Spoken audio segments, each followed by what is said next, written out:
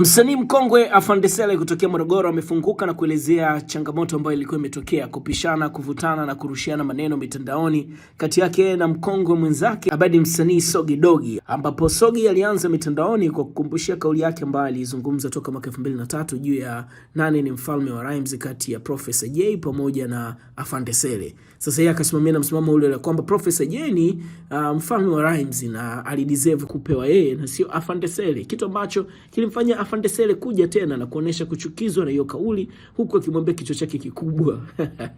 Ni moja ya comment ambayo ilimuuma zaidi msanii Sogi Dogi, na yeye akaandika mengi sana mtandaoni. Sasa leo Afande Sele anafafanua kuhusiana na kauli hiyo na hiyo vuta ni kuvuti ambayo imetokea mitandaoni.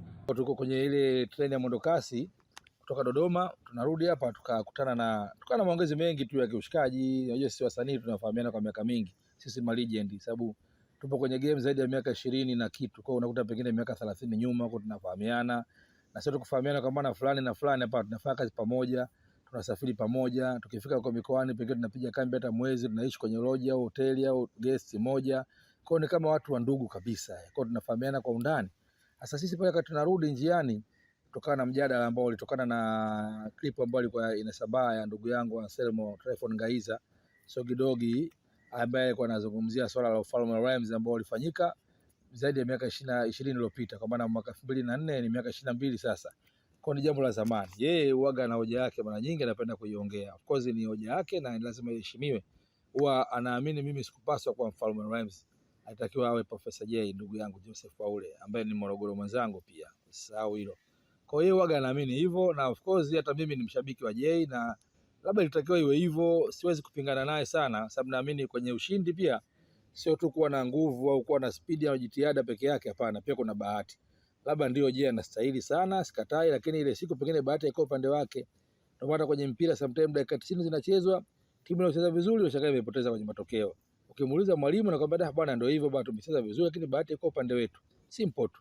Kwa mimi binafsi naamini Sogi alikuwa anapenda kujadili hilo jambo miaka mingi. Mimi huaga naona kama sio jambo linalonifurahisha sana, ingawa ni sawa, lakini kama sio jambo la kukumbushia, sababu watoto wetu washakuwa wakubwa, tunatakiwa tuishi kwenye familia zaidi. Sababu mara nyingi hiyo story huaga inataka uhasama, sababu ilituchonganisha mno na ndugu ambao tulikuwa karibu sana zamani.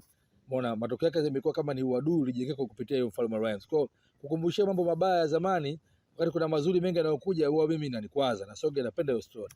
Kwa sasa siku tukaona clip kwenye trend, Sogi anazungumzia hilo jambo, bwana Sele kutakiwa si anatakiwa wewe Jay. Kwa mimi kidogo nikaona sasa wewe basi kupitia hii clip yake Sogi, hebu ngoja na mimi na washikaji hapo tumejadiliana, na uzuri wake tunaongea ile mambo, tutajadili ile clip ya Sogi kuhusu Falme Rhymes. FDQ alikuwepo. Kwa kuna mtu rafiki kama D au Star alisema bwana, hiyo ya kumkataa Afande Sele mbona sio Sogi peke yake, hata FDQ alisema hivyo. Kwa Fili akadai kabidi aibuke. Mimi sikusema simtaki Sele, mimi nilisema tu Sogi ndio amtaki Afande. Kwa kama mjadala fulani hivi, mimi sasa nikasema yote yanasababisha Sogi ya mambo yalishapita. Alafu mimi Jay ni ndugu yangu ambaye tunafahamu sasa hivi amerecover vizuri, lakini bado tunamwombea endelee kurecover ili siku hiyo jamaa trip kama tuendelee kuwa naye, sababu ni mtu mzuri sana kuwa naye, ni rafiki mwema. Kwa hiyo lile jambo la Mfalme Rhymes pia Jay huwa linamkwaza, sababu naye anajua, aliona, anaamini yeye naye pia alistahili, sababu na kweli alistahili, lakini bahati haikuwa kwake, ilikuwa kwangu. Kwa Jay pia naye linamkwaza. Sasa kipindi hiki ambacho Jay yupo kwenye kujipigania kurudi katika hali yake inavyotakiwa, anatafuta ile furaha ya kila kitu. Sisi ndugu zake ni wajibu wetu kuhakikisha kwamba tunampelekea taarifa za furaha tu, ili aendelee kuimarika kiafya, kiakili, kila kitu, kwa sababu tayari yuko strong.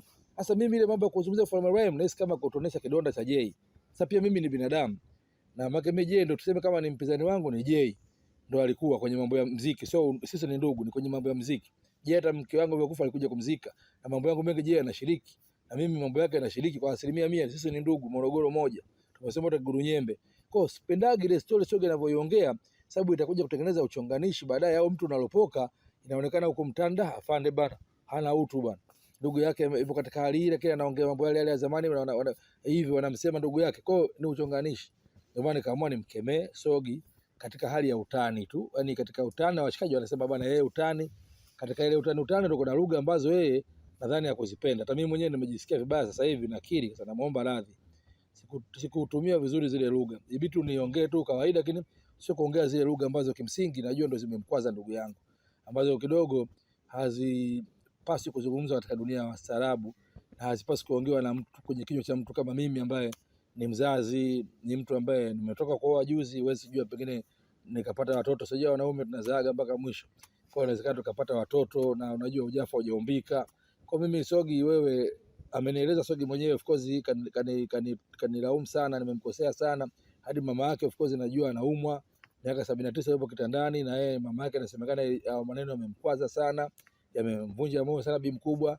Kaka yake Sogi nilijadiliana naye inbox, alinifuata, alikuwa aliongea lugha kidogo kali, nikaongea naye vizuri, nikamwelekeza, tukashauriana, nikamwomba radhi kwa niaba ya familia. Kwa narudia kuambia bwana Sogi, mimi niwie radhi, nimekosea tu kwenye matamshi yangu, lakini mimi nilikuwa naongea kitu cha kawaida za kibinadamu tu, kwamba ile ufalme wangu ushapita, tusiukumbuke, labda mimi sikustahili ndio, lakini mwaka ule nilikuwa na bahati, sababu Sogi mtu wa mpira, unapenda Manchester, unafahamu kipindi fulani Uingereza yenyewe ligi kubwa aliwahi kuwa bingwa ile Leicester City, lakini sio kama eti Arsenal haikuwepo au Liverpool haikuwepo au Man U haikuwepo au City haikuwepo, yani timu zote kali zilikuwepo, lakini kipindi kile City alikuwa ndio mzuri, lakini pia alikuwa na bahati. Kwa hata mimi pengine ule mwaka nilikuwa baba mzuri, lakini pia nina bahati. Kwa sioni kama hiyo ni hoja kila siku tu badala ya kwenda kwenye faraja na undugu. Kwa naomba radhi, nilikukosea sana kutupia matamshi yangu ambayo kimsingi hayana adabu, hayana heshima. Tuendelee kuheshimiana, wewe ndugu yangu, na naendelea kuomba kwa Mungu, na wewe uniombee na tumuombee ndugu yetu, ili next time ndugu yangu tuwe na ukubwa, tusiishi maisha ya kichildren, sio mazuri.